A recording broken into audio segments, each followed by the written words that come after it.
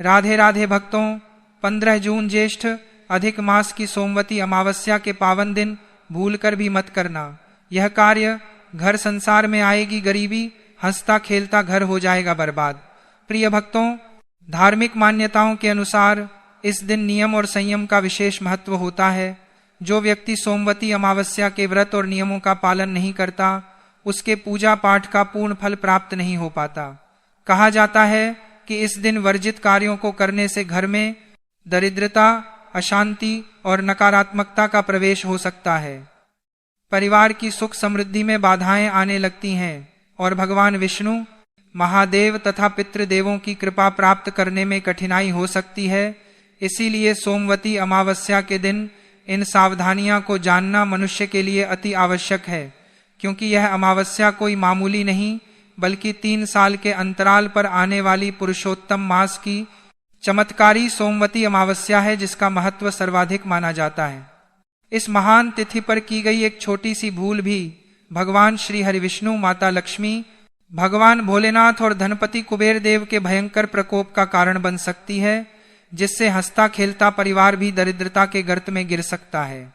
मनुष्य के जीवन में चाहे कितनी भी विकट परिस्थिति क्यों न आ जाए, लेकिन 3 वर्षों के लंबे अंतराल के बाद आने वाले पुरुषोत्तम मास यानी अधिक मास की इस कृष्ण पक्ष की अमावस्या, जिसे सोमवती अमावस्या कहा जाता है, पर अज्ञानवश भी नियमों की अनदेखी नहीं करनी चाहिए।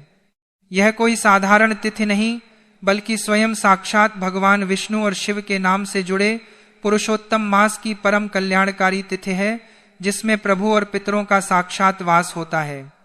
जब इस पावन दिन किसी घर में नियमों का उल्लंघन होता है तो माता लक्ष्मी, नारायण और पितृदेव उस घर से सदा के लिए रुष्ट हो जाते हैं, जिससे घर की सुख शांति नष्ट हो जाती है, आपसी कलह बढ़ने लगता है और कठिन परिश्रम के बाद भी धन का आगमन पूरी तरह रुक जाता है। साल 2026 की यह ज्येष्ठ अधिक मास की सोमवती अमावस्या अपने साथ सर्वार्थ सिद्धि योग और अमृत सिद्धि योग जैसे अनेक शुभ संयोग लेकर आ रही है, जो किसी भी साधारण मनुष्य के जीवन की दिशा और दशा को पूरी तरह बदलने की अद्भुत क्षमता रखते हैं। इसलिए आज की यह गुण और रहस्यमयी जानकारी आपके और आपके पूरे परिवार के कल्याण के लिए बहुत आवश्यक है, जिसे अंत तक पूरी एकाग्रता और श्रद्धा के साथ समझना अनिवार्य है। इस पावन तिथि का व्रत और विधि विधान से की गई आराधना पृथ्वी पर किए जाने वाले करोड़ों यज्ञों के समान अमोघ फल प्रदान करती है। हिंदू पंचांग और सटीक शास्त्रीय गणना के अनुसार ज्येष्ठ अधिक मास की यह सोमवती अमावस्या तिथि 15 जून 2026 दिन सोमवार को पूर्ण रूप से व्याप्त रहेगी। हमारे शास्त्रों के कठोर नियमानुसार अमावस्या का महाव्रत, भगवान विष्णु व शिव का विशेष पूजन और पितृ तर्पण 15 जून को ही संपन्न किया जाएगा, जबकि व्रत का पारण व समापन अगले दिन 16 जून को शुभ मुहूर्त में किया जाएगा। यह व्रत केवल अन्न छोड़ने या भूखे रहने का उपवास भर नहीं है, बल्कि यह अपने भीतर के विकारों को मिटाने, आत्म संयम रखने और कठोर साधना करने का सबसे बड़ा पर्व है।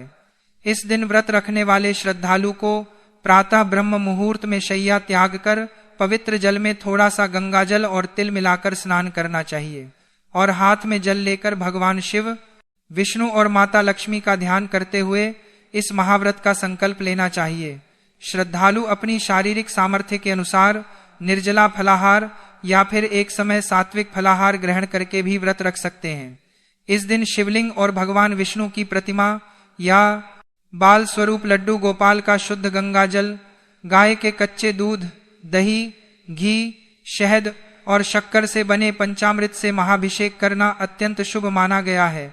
जगत के पालनहार को पीले वस्त्र, सुगंधित पीले फूल, मस्तक पर पीले चंदन का तिलक और विशेष रूप से तुलसी दल अर्पित करना चाहिए, क्योंकि बिना तुलसी के नारायण कभी भोग स्वीकार नहीं करते।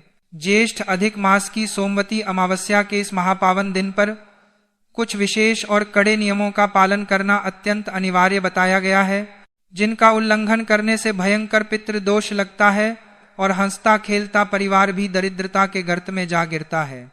सबसे पहले तो इस दिन किसी भी प्रकार का तामसिक भोजन जैसे मांस, मदिरा, लहसुन और प्याज का सेवन सपने में भी नहीं करना चाहिए।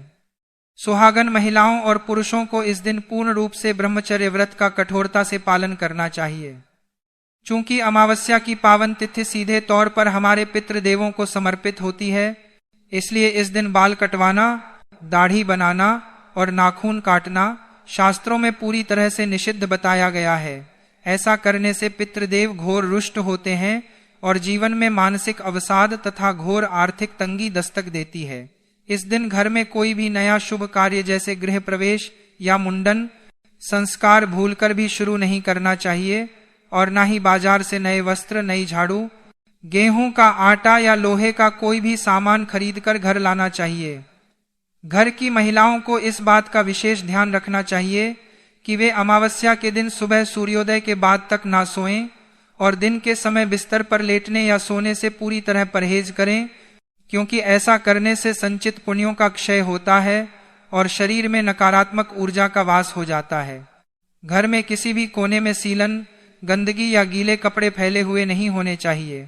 शारीरिक शुद्धि और साफ सफाई के नियमों के अंतर्गत इस दिन भारी कपड़े धोने, घर की बहुत गहरी सफाई करने या जाले निकालने से भी बचना चाहिए, ताकि अनजाने में भी किसी सूक्ष्म जीव की हत्या का घोर पाप आपके सिर न लगे। प्रकृति और देवों का सम्मान करते हुए इस दिन किसी भी जीवित पेड़ पौधे की पत्ती, टहनी या फूल तोड़ना, विशेषकर तुलसी दल और पीपल के पत्ते तोड़ना महापाप माना गया है।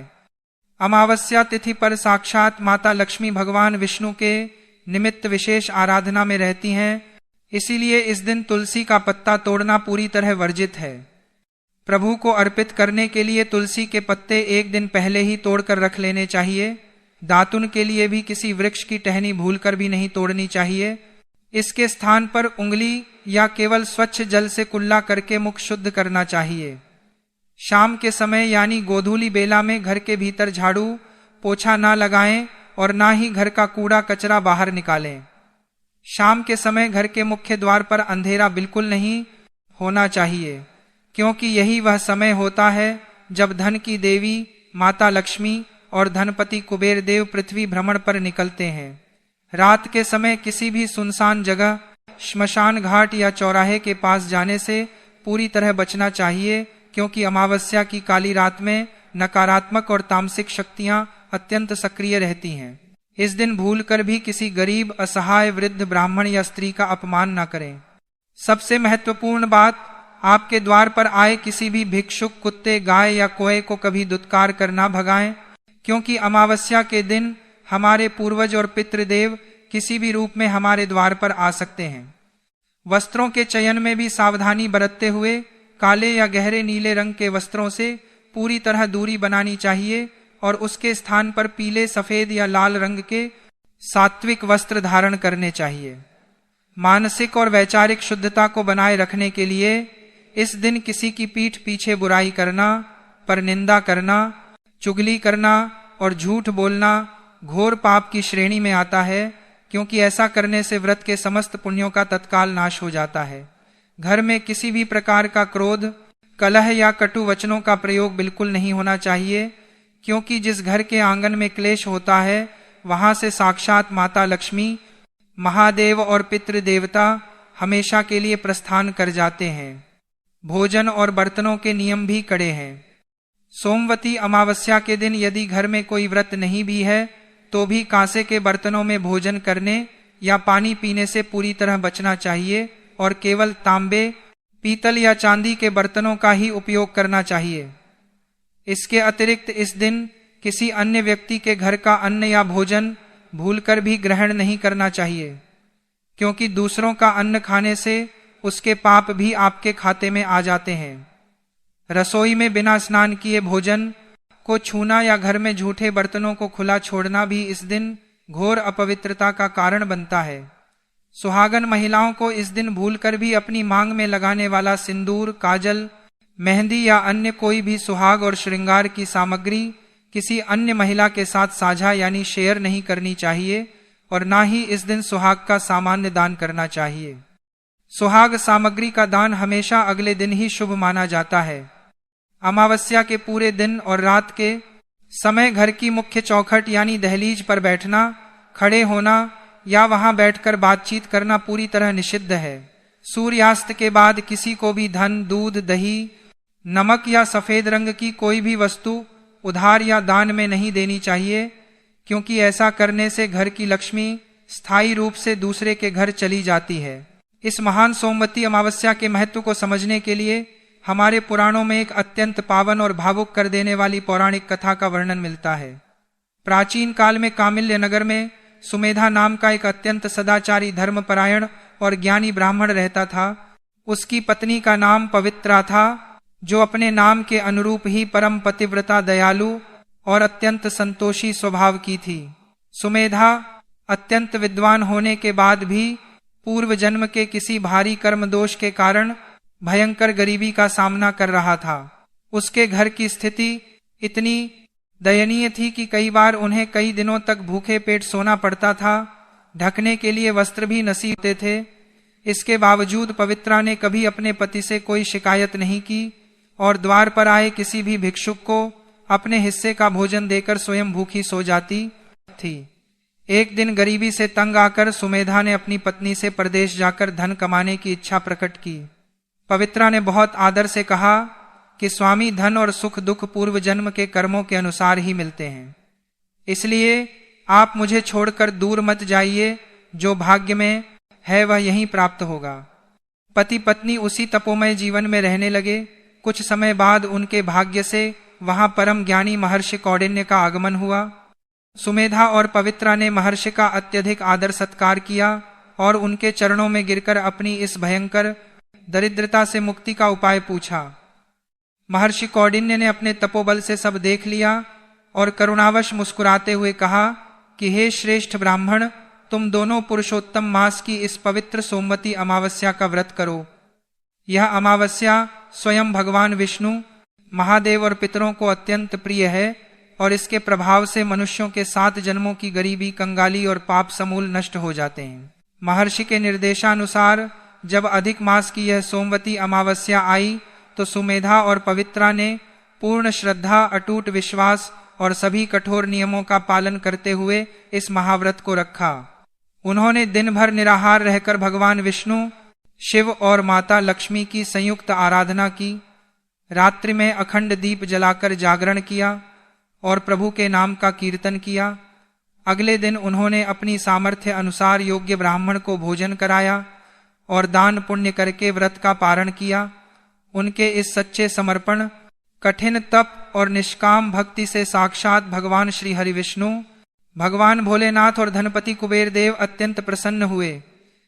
व्रत की समाप्ति के कुछ ही समय बाद सुमेधा के आंगन में रहस्यमयी रूप से स्वर्ण मुद्राओं और बहुमूल्य रत्नों की वर्षा हुई। एक अज्ञात राजा द्वारा उन्हें एक अत्यंत समृद्ध और विशाल भवन तथा भूमि दान में प्राप्त हुई।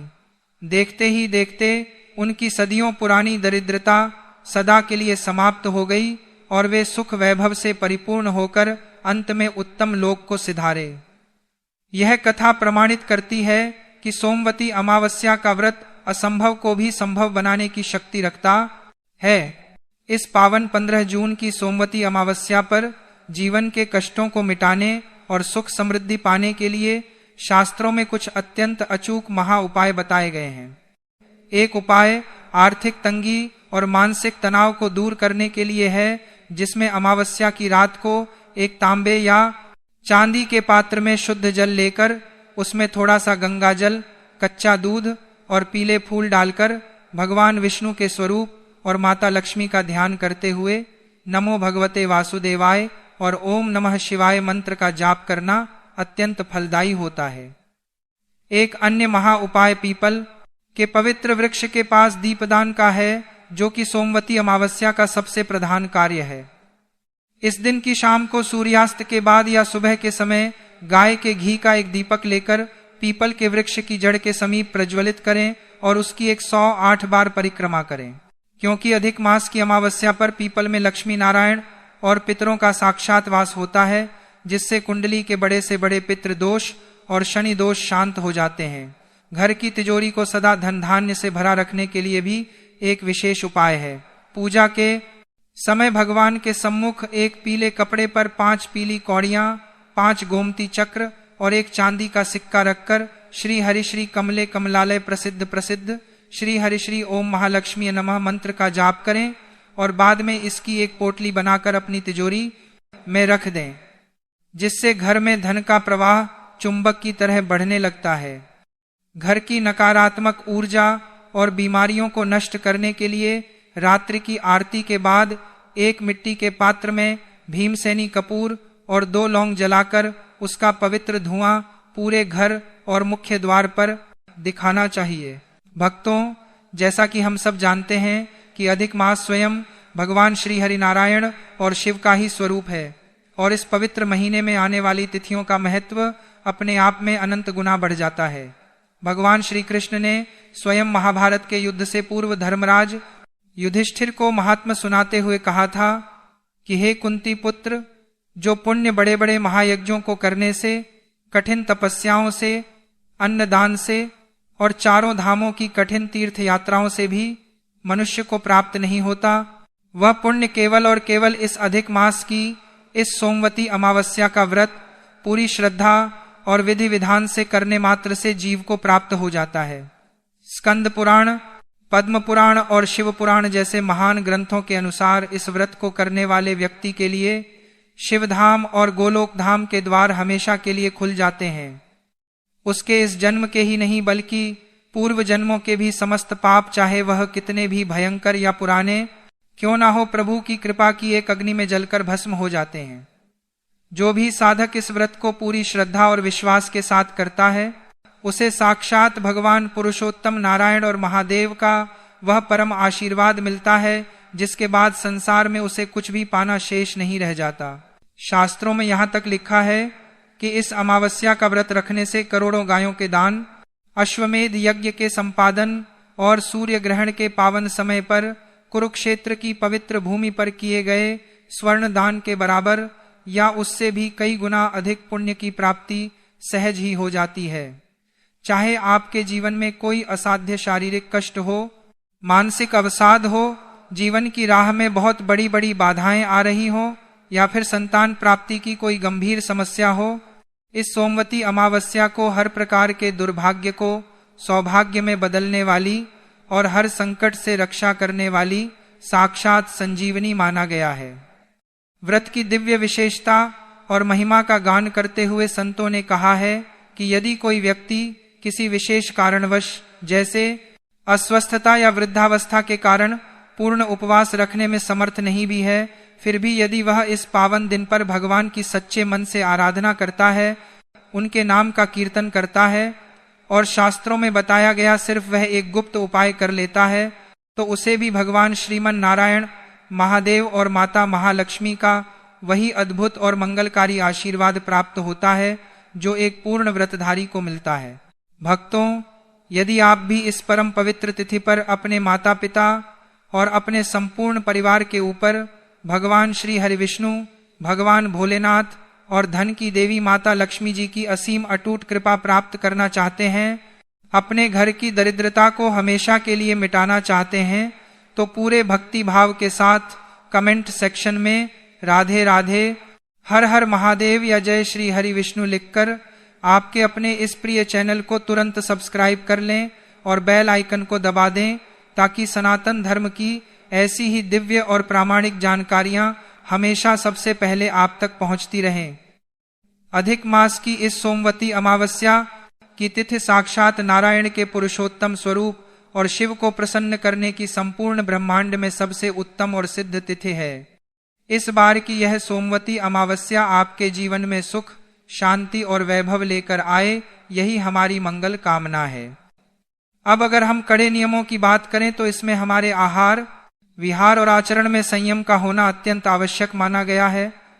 हमारे सनातन धर्म ग्रंथों में स्पष्ट रूप से निर्देश दिया गया है कि अमावस्या के दिन किसी भी प्रकार का तामसिक भोजन जैसे लहसुन, प्याज, मांस, मदिरा और यहाँ तक कि बासी भोजन भी पूरी तरह से वर्जित है।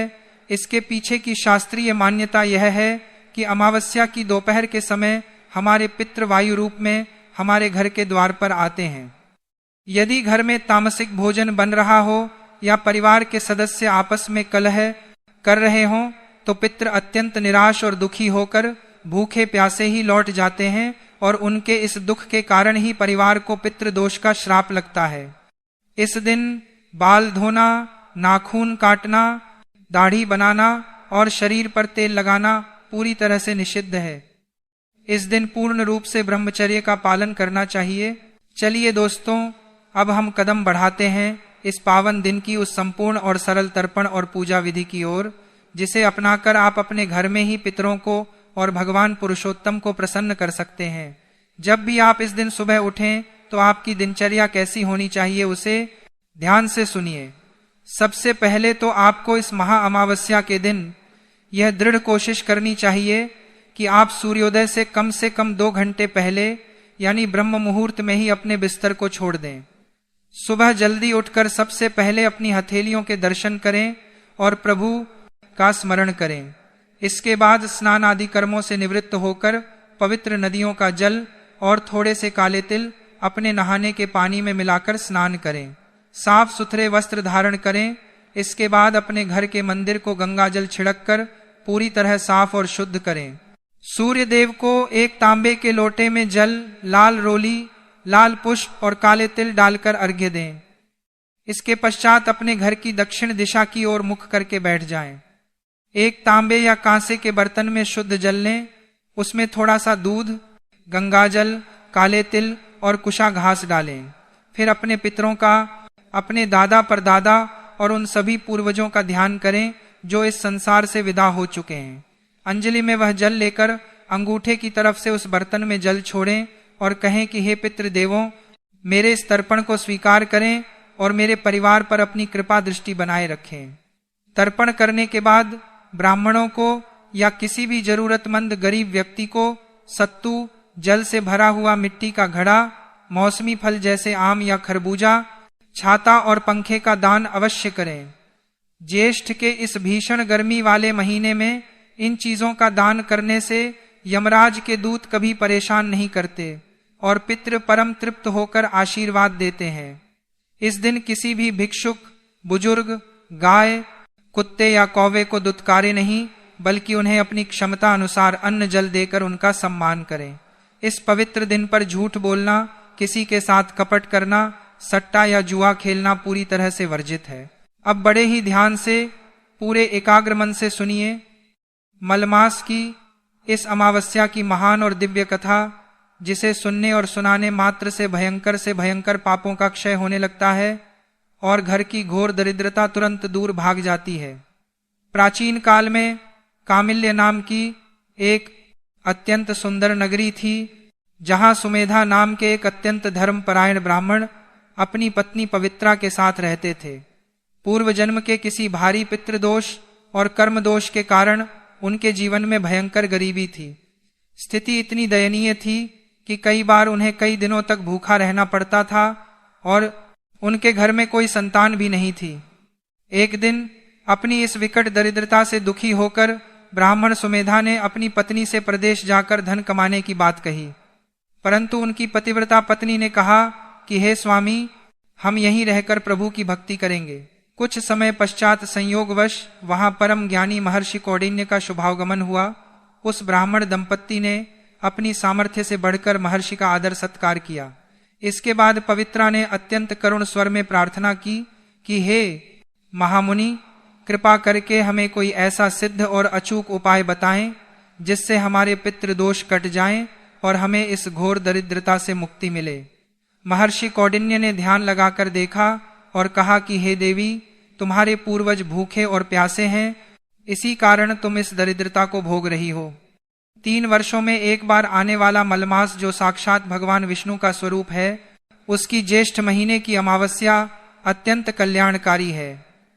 तुम दोनों पति पत्नी पूरे विधि विधान और सच्ची श्रद्धा के साथ इस अमावस्या के दिन पवित्र नदी में स्नान करो और अपने पितरों के निमित्त काले तिल से तर्पण कर गरीबों को अन्न और जल का दान दो।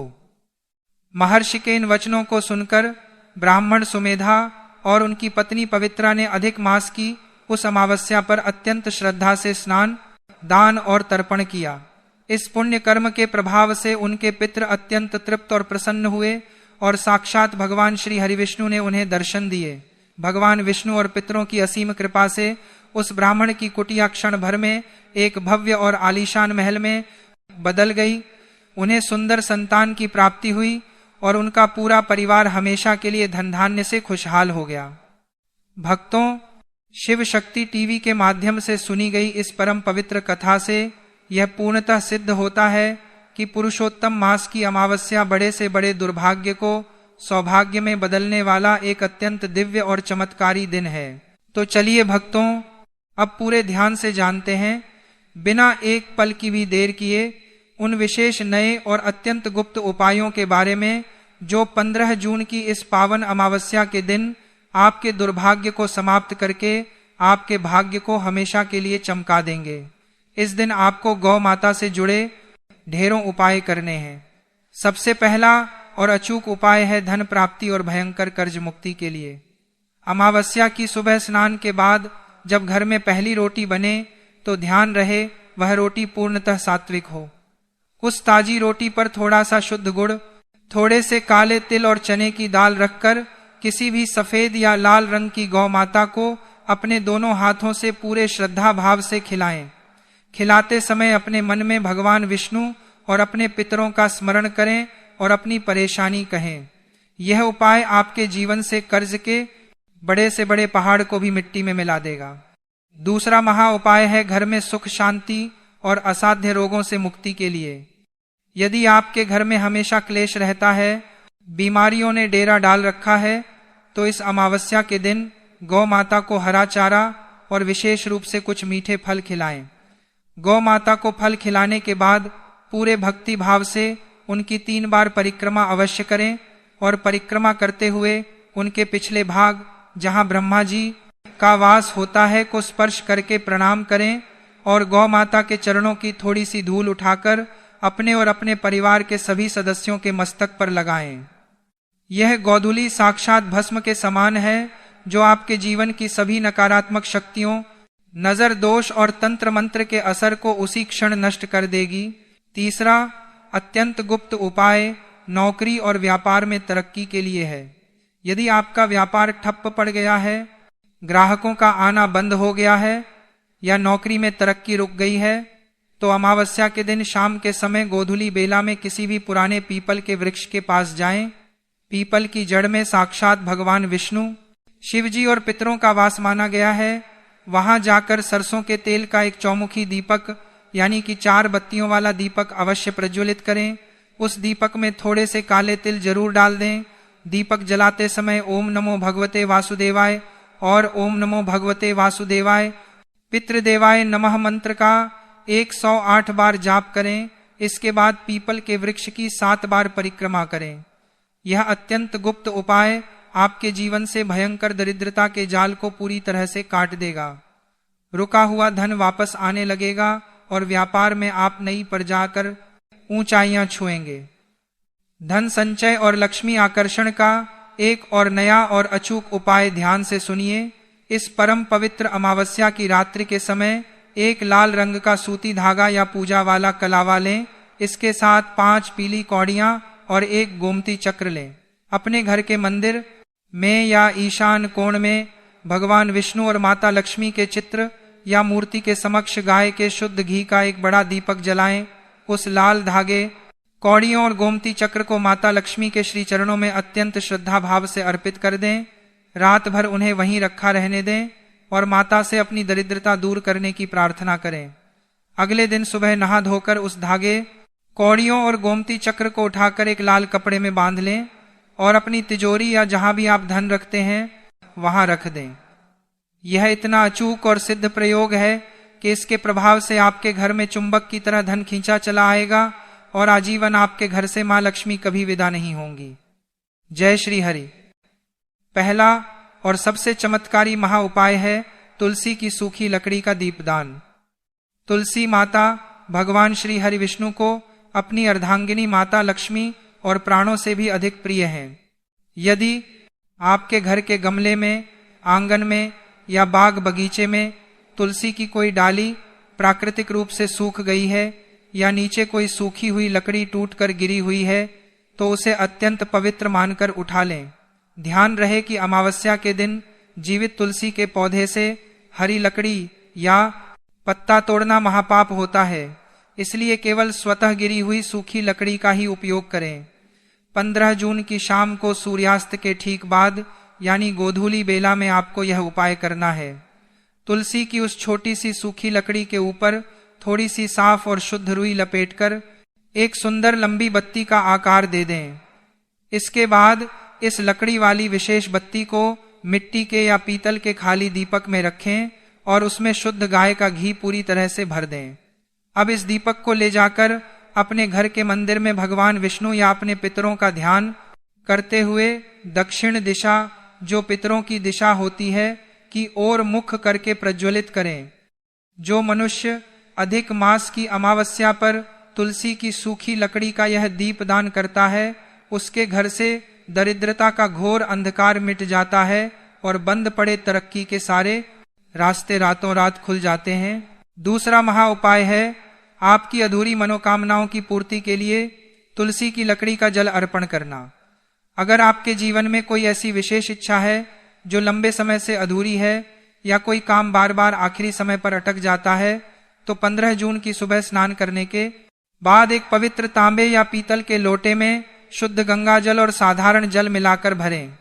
उस जल के अंदर तुलसी की एक छोटी सी सूखी लकड़ी को कम से कम 10 से 15 मिनट के लिए डुबोकर रख दें।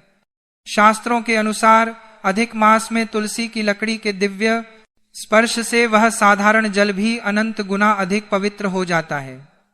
इसके बाद उस लकड़ी को आदरपूर्वक बाहर निकालकर साफ स्थान पर सुरक्षित रख लें और उस अभिमंत्रित पवित्र जल को ले जाकर भगवान विष्णु के विग्रह पर या शिवलिंग पर ओम नमो भगवते वासुदेवाय और ओम नमः शिवाय मंत्र का उच्चारण करते हुए अर्पित यानी अभिषेक करें।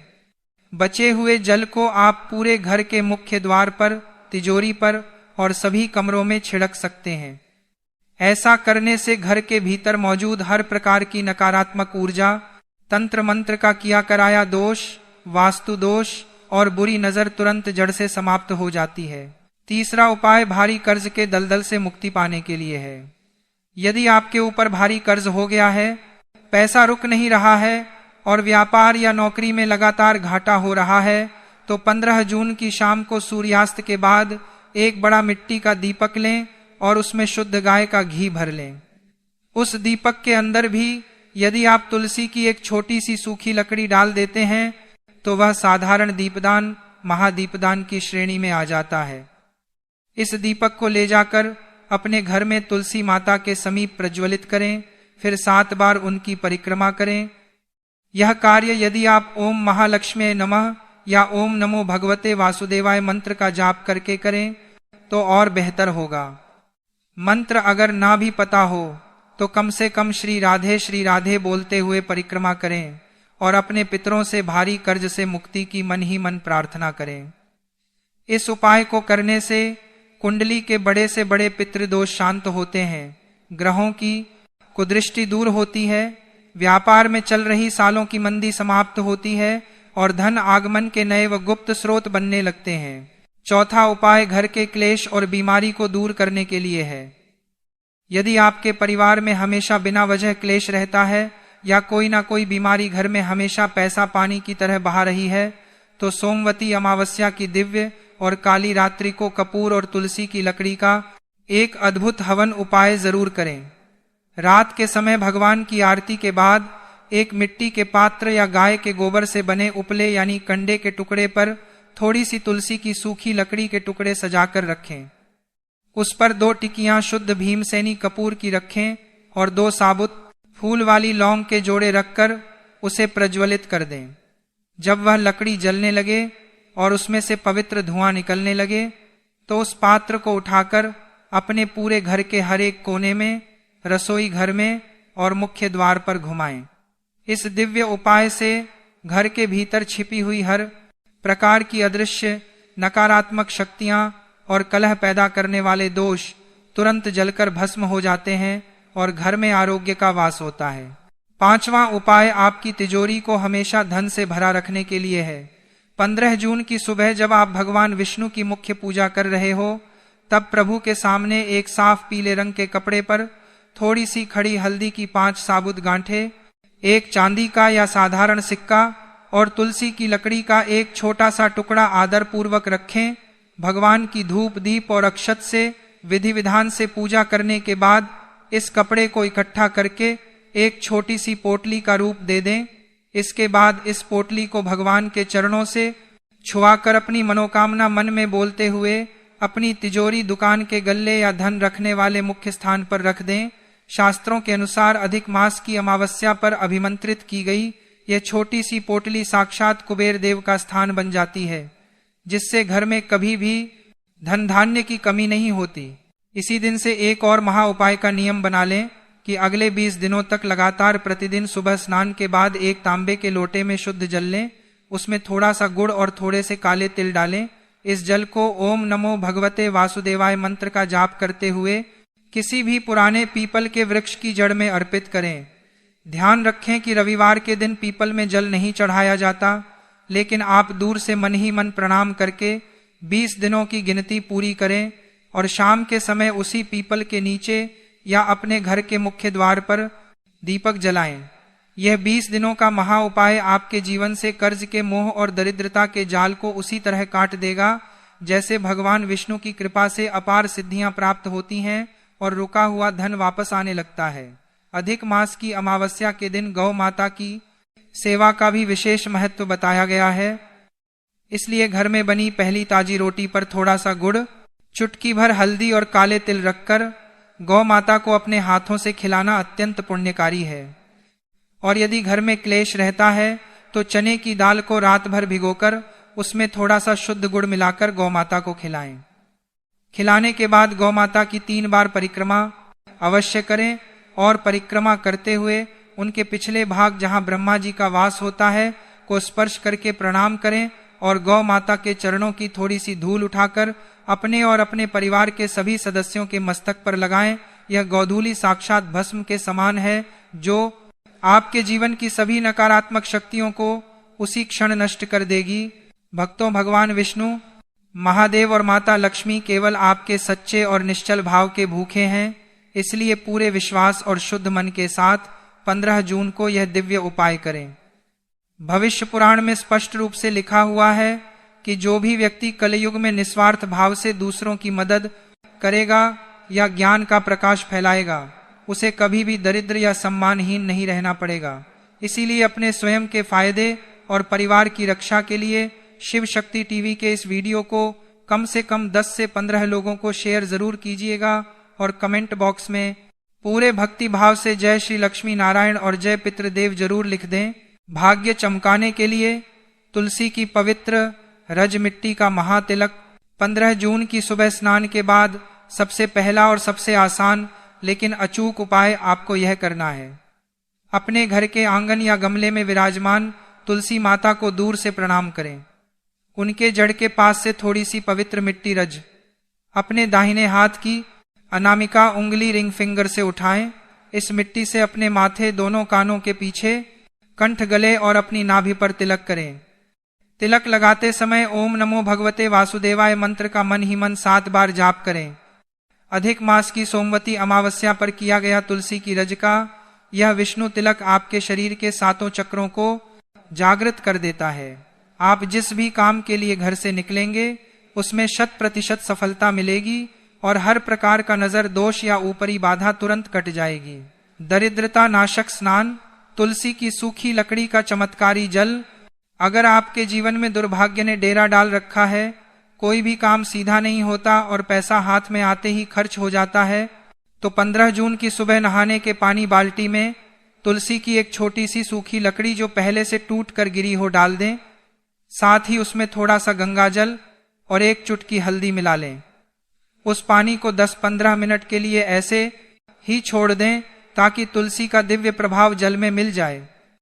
इसके बाद उस लकड़ी को निकालकर साफ जगह रख दें और उस जल से हर हर गंगे, हर हर महादेव का स्मरण करते हुए स्नान करें। शास्त्रों के अनुसार अधिक मास की अमावस्या पर तुलसी स्पर्श किए गए जल से स्नान करने से 109 तीर्थों में स्नान करने के बराबर पुण्य मिलता है और शरीर से दुर्भाग्य की सारी कालिक धुल जाती है।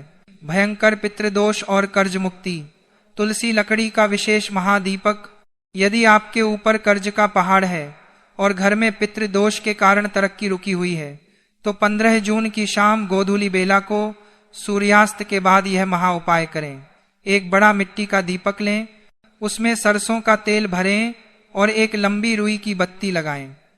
अब इस दीपक के तेल में तुलसी की सूखी लकड़ी का एक बहुत ही छोटा सा टुकड़ा और थोड़े से काले तिल डाल दें। इस दीपक को अपने घर की दक्षिण दिशा, जो पितरों की दिशा होती है, में मुख करके प्रज्वलित करें। हाथ जोड़कर अपने पितरों से और भगवान विष्णु से कर्ज मुक्ति की प्रार्थना करें। तुलसी की लकड़ी और काले तिल का यह महादीपदान सीधे पितरों तक पहुंचता है